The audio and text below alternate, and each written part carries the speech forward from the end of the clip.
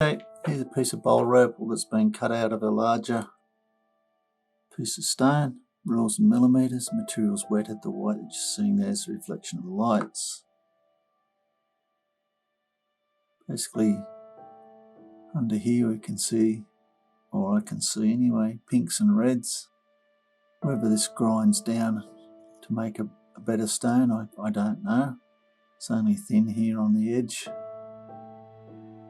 There's also this green band along here. You can cut a couple of stones out of that. Rest of it up here's potch, I think.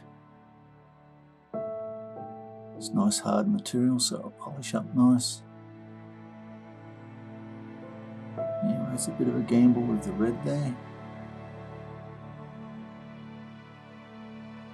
I want to show you.